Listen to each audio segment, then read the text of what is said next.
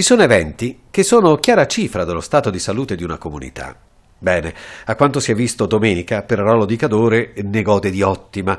Un paese in festa per un'antica tradizione che da 8 anni ha ritrovato luce nei cantoi de Perarol, una comunità che con il sorriso offre gustosissimi piatti della tradizione arricchiti dal tocco speciale delle piante aromatiche del giardino di Palazzo Lazzaris, in tanti angoli poco conosciuti ma estremamente suggestivi del paese, una Proloco che organizza in modo impeccabile, un'amministrazione che promuove e sostiene queste iniziative e che negli anni si è data degli obiettivi da raggiungere per far vivere il paese. Pierluigi Svaluto Ferro, sindaco di Perarolo.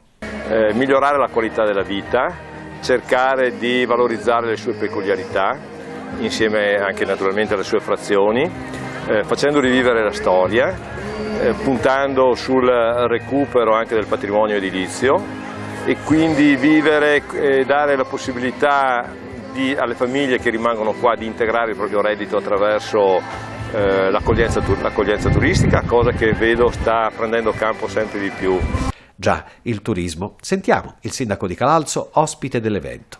Chi dice che in Cadore non c'è nulla è perché non esce dalla porta di casa, perché basterebbe muoversi, visitare ogni paese, capire quali sono le curiosità, gli aneddoti di ogni paese e uno avrebbe almeno 15 giorni di vacanza assolutamente assicurata. Oggi a Perarolo, settimane scorse negli altri comuni del Cadore, insomma un Cadore che si vende al turista per le cose che ha e guardate che la gente comincia a essere molto stufa del turismo di plastica che vede in Alto Adige, tutto preparato, tutto già schematizzato, preferisce vedere qualcosa di più vergine, di più vivo.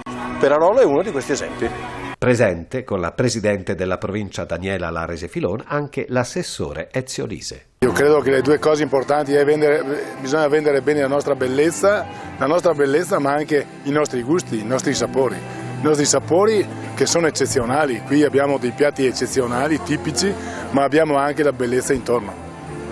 Proprio così, bellezza e gusto per una domenica davvero speciale.